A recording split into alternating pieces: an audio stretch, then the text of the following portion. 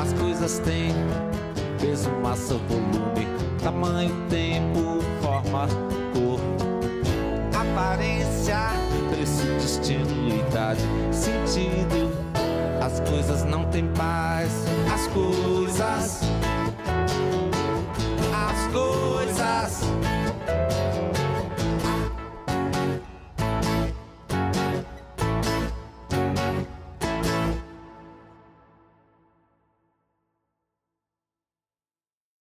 Alguma vez na vida já colecionaram alguma coisa? Não. No, not really. Não, não coleciono. Não, nunca tive. Não tenho esse bichinho, digamos, de colecionar coisas, não. No momento, não. Já colecionei, agora não. Coleciono. Eu já. Colecionei homens, mas depois desisti. Tampa, rolha de vinho. I don't have any interest. Well, maybe a few old tools, woodworking tools, maybe a few. Only if they work. Only if they work, yeah. If they don't work, they have no historical value for you. No. They gotta make their living. Comecei a sério a colecionar em 2010 porque descobri um grupo que reunia contactos de e-mails de postos de turismo e em que faziam pedidos de lembranças e assim. Uma vez que eu queria reforçar a minha coleção de postais. Comecei a pedir um bocadinho sem esperança. Quando comecei a receber aos montes de envelopes todos seguidos e sempre com um, às vezes com vários postais, então aquilo é um vício, fica cravado e dá aquela vontade de, ok, se eles mandaram, mais alguém é capaz de mandar. Hoje tenho na minha coleção cerca de mais de 2.000 peças, ainda menos de 3.000. A minha vontade pelo colecionismo das armas brancas desenvolveu-se bastante, porque um dia descobri uma peça portuguesa, antiga, de bela execução, que me atraiu muito e a partir daí comecei a desenvolver uma vontade quase permanente de busca e procura de peças com características semelhantes ou à imagem semelhança. Já fui colecionador de muita coisa. Hoje coleciono meia dúzia de postais ou assim, tenho algumas coisas de postais antigas. O comerciante, na verdade, a acessão da palavra, não pode ser colecionador. Pode andar por ali perto, não é? Pode andar por ali perto, mas um colecionador, na verdadeira acessão da palavra, ficar com as peças raras, com as peças valiosas, não pode. Porque então deixa de ser comerciante. Bom, um colecionador caracteriza-se desde logo por alguém com muita curiosidade. Alguém que, para além de curioso, tem que ter também um interesse intelectual em fechar raciocínios. Sou daqueles que defendo que ser colecionador ou se é ou não se é. Então a senhora se considera uma colecionadora a sério? É. Okay, serious collector, I believe that the guys are collecting currencies and coins, maybe stamp, memorial stamp, one of the postcards. This is, I believe that they are very serious about. Hoje em dia perco tempo à procura, a pedir a pessoas, chateá-las mesmo a fundo para me arranjarem postais que tenham por casa, sítios que passam que tenham. Pesquiso e-mails, contactos para fazer pedidos para a minha coleção e então dedico mesmo assim um bocadinho de tempo a sério para poder reunir a quantidade de postais que tenho no tempo que eu os consigo reunir. Colecionismo não é só o facto de adquirir o maior número possível de peças, mas adquirir peças que tenham relações com a história ou com qualquer zona geográfica do mundo e com as quais nós nos possamos também minimamente identificar. Essa peça, se não for estudada convenientemente, é mais uma peça a juntar a tantas outras para deixar de se chamar esse tipo de coleção ajuntamento e não verdadeiramente colecionismo. O bibliófilo é o indivíduo que, como o próprio nome diz, ama o livro, sabe tudo do género que coleciona, desde a vida do autor, as melhores edições, os melhores textos desse mesmo autor, quais são as variantes ainda de cada edição, enfim. Eu acho que existe o colecionador, ponto. Depois existe o ajuntador, ou a pessoa que que quer decorar a sua casa, colecionam sem critério, sem um fio condutor e que acabam por nunca criar uma coleção. Normalmente essas pessoas vendem a meio do percurso, mudam de direção, são instáveis, não têm uma preocupação de estudo. Olha, o colecionador profissional é aquele que compra a todo custo. Ou seja, falta-lhe aquela peça na coleção, compra. Por exemplo, o Berardo é um homem que tem coisas na coleção e quando ele gosta delas, paga-as. Eu não sei, eu não consigo definir o que é um colecionador profissional, porque não há um colecionador profissional. O colecionador tem que ser profissional de outra coisa, porque precisa de ter meios para colecionar. E para ter meios para colecionar tem que trabalhar. Ou então é um multimilionário que nasce rico e sabe que vai morrer rico. Ou então vai falir pelo meio. O colecionador de livros gosta do livro como objeto, mas não dissocia a parte comercial. É o indivíduo que coleciona também primeiras edições. Enquanto o bibliófilo era capaz de acontecia muitas vezes colecionar a primeira edição, a segunda e a terceira e a quarta, conforme havia variantes ou não, este não. Vai para a primeira edição, que é a edição que é mais suscetível de se valorizar. Porque ao comprar, além de gostar do livro como objeto, também gosta de saber que o seu capital está bem aplicado. Please tell me, what do you know about collections? I know if you don't pay your bills, they come to you and collect. Um hábito, e eu gostava de colecionar algumas coisas, se tivesse dinheiro para isso. O senhor acha que é um hábito muito caro? Depende. Não, mas acho que de uma forma geral há coisas que são muito baratas, portanto são bastante acessíveis. Houve um dia num passeio por um café que encontrei um expositor com postais gratuitos, então achei a oportunidade fantástica, comecei logo a tirar vários, não só para a minha coleção como para trocas. O colecionador, que é a maior parte dos meus colecionadores aqui, são colecionadores amadores, não é? São pessoas que pesam muito, se compram uma coisa que vale 500, querem dar 100, querem dar 200 ou 300 por ela, no máximo, não é? Quer dizer, a avaliação e o valor é sempre uma resultante de um mercado que se chama de oferta e procura. Porque há peças que são extraordinariamente raras, praticamente únicas, mas como não têm valor intrínseco, nem sob o ponto de vista colecionável, nem sob o ponto de vista histórico, a oferta é nula, porque é uma unidade em questão, mas a compra é zero porque não interessa a ninguém. Os critérios que eu considero objetivos numa compra para se fazer uma boa aquisição são a qualidade, a raridade e o valor documental.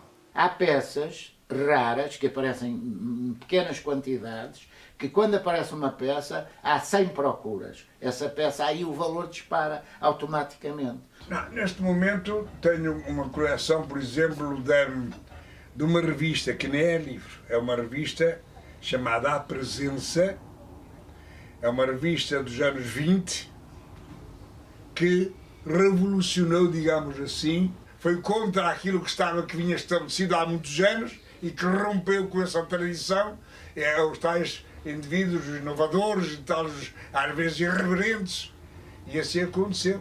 Há peças que também têm valor sob o ponto de vista construção, pela peça intrinsecamente só peça. Vem ao de cima o trabalho artesanal que está relacionado com a peça, mas mais que uma faca artesanal feita por um artesão manualmente, em que utiliza o mínimo de máquinas para a sua finalização e para a sua execução. se eu souber mais que o vendedor que me está a vender a peça, não é? Eu consigo manobrar. Se é uma pessoa, às vezes, um próprio colecionador, por exemplo, eu aos colecionadores vejo uma rasca para comprar, que eles próprios estão habituados a um preço que já não é o mesmo preço. Sabe? Economicamente não me posso permitir aventuras ousadas em excesso, porque aí temos nós que controlar as nossas emoções, porque o verdadeiro colecionador, muitas vezes, para a aquisição de uma peça que para ele é importante, se não controlar a sua emoção, pode fazer despesas para os quais não está preparado e que o seu orçamento, inclusive, pode não comportar. Qual recado o senhor mandaria para os colecionadores que gastam 1.000, 2.000 euros em moedas e selos? Não sei. Isso, eu tinha um amigo meu que aqui há uns anos atrás dizia uma coisa muito interessante sobre isso, que isso chamam-se as coleções otário. Ou seja, compra-se uma coisa que vale 1 euro e no fundo estamos a comprar por 5, por isso. Isto é um negócio um bocado que eu costumo dizer assim, qual é o preço? Não tem preço aqui, não está marcado, eu digo assim, em área de brincadeira. Isto é conforme a cara do cliente. Não é? Mas não é, mas quer dizer, é um bocado assim também. Não é? Portanto, se um cliente chega a não saber e diz, eu quero isto, olha que bonito. Quando ele diz, olha que bonito, a gente já sabe que pode estar a gostar da peça, não é? Outra das coisas, isso é uma das técnicas de venda, não é? É dar a peça para a mão, não é? Se eu tocar na peça, o mais certo é comprá-la. Vamos lá ver, eu vejo como legítimo. Isto é um mercado, é legítimo que as pessoas ganhem dinheiro com a arte. Quer dizer, tem que haver, sempre houve players, desde a antiguidade. O colecionador olha para a peça como um instrumento de beleza, de arte, e não como um objeto letal que pode ser utilizado de uma forma violenta. Eu, quando olho para as minhas peças, armas brancas, facas, grandes, navalhas, olho para elas como objetos artísticos e não como armas. Para armas, então, se eu quiser dar uma facada em alguém, vou buscar uma faca de cozinha rudimentar, de lâmina grande, que aliás é com essas que a maior parte dos homicídios são cometidos. Não é com objetos de arte ligados ao colecionismo. Para mim, um postal é o mais próximo de uma fotografia. E é uma coisa que a qualquer momento eu vou buscar e vejo um local que posso nunca ter lá estado, ou um local que eu já estive e recordar emoções que senti ao estar lá. É diferente, é tátil, a gente pode tocar, os antigos têm uma textura diferente e envolve muitas sensações que outros objetos se calhar não. Tive a felicidade de ter um mestre, um senhor que tinha a 4ª classe, mas tinha uma paixão muito, muito arraigada sobre o livro. Dignificou o livro e sempre me disse, o livro tem que ser acarinhado. Não podemos pegar no livro indiferentemente.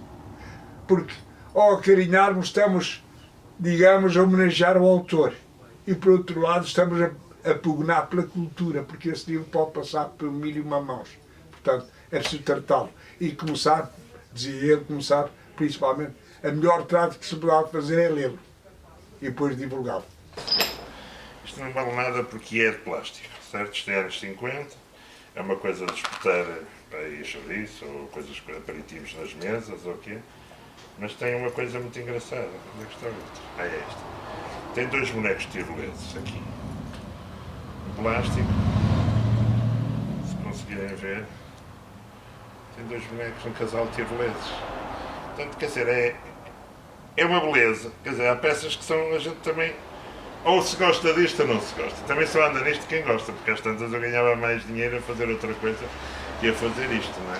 Foi o vinho, foi por causa do vinho mesmo. A gente começou a degustar vinhos, né, a fazer cursos de degustações, para conhecer mais o paladar dos vinhos e tudo. E aí passamos a guardar as rolhas. So, why do you collect? Actually, for memories, just after, I believe that after 10 or 20 years, when I have babies and these babies are grown up, I can just show them that I got it from Porto, and it will be very precious and unique gift. Quando eu era pequeno, de 11, 12, 13 anos, deslocava-me com frequência a essas zonas espanholas de fronteira, onde em qualquer sítio se podia adquirir a chamada navalhinha espanhola. E aí, com recomendação paterna, podia fazer a aquisição das mesmas, que sempre com uma limitação do tamanho, tinham que ser pequeninas. Isto foi, digamos, o começo da minha manifestação e vontade de começar a adquirir peças do tipo navalhas. Isso está explicado na psicologia, é o chamado sentido de posse. Portanto, a pessoa olha para uma coisa, não é? Por isso que tem as montras, não é? Tem as coisas, as pessoas olham e dizem, eu quero aquilo, pegam na peça e é o sentido de posse, não é? À partida, quando nascemos, nós analisamos uma criança, ela também tem tem tendência a colectare, não é? A palavra colecionar vem do latim collectare, de reunir. Todos nós, à partida, temos essa tendência. Agora, colecionar, que é reunir de uma forma organizada, com um fio condutor, é algo que nem todos nós desenvolvemos. Não tenho essa relação com os objetos. Quantas a senhora tem? Nossa, já tenho muitas. Muitas. Um pote desse tamanho já. Dezenas, centenas ou milhares? Milhares. Quantos sapatos a senhora tem?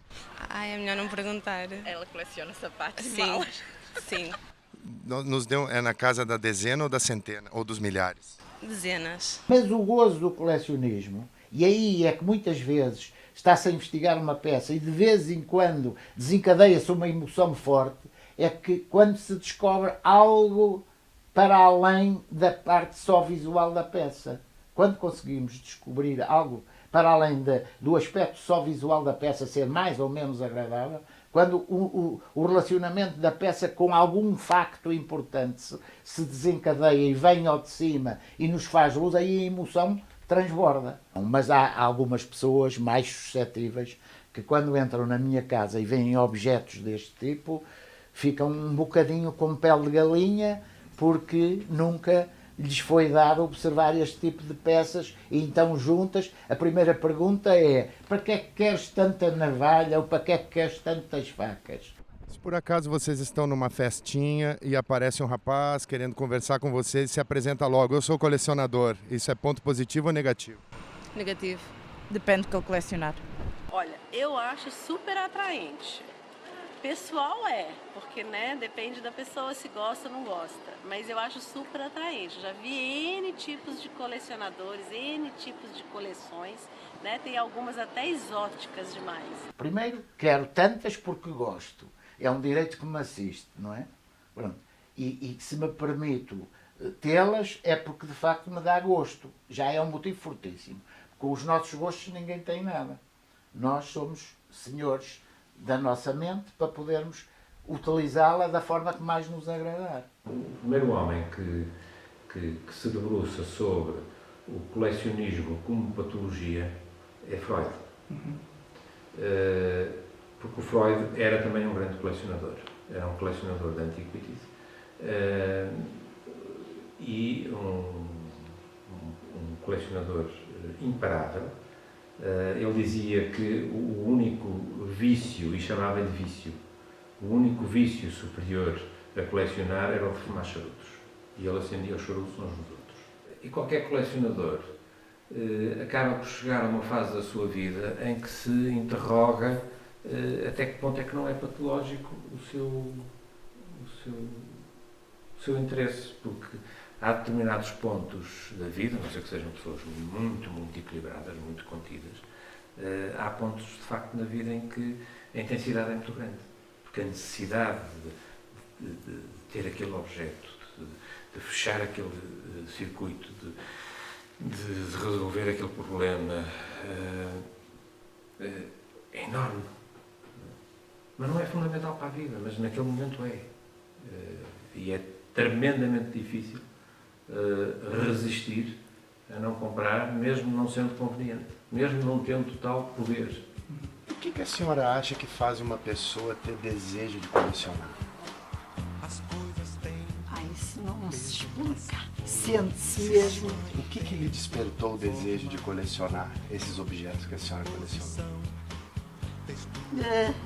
Quando me salta aos olhos, é mesmo para ficar. Consistência, profundidade.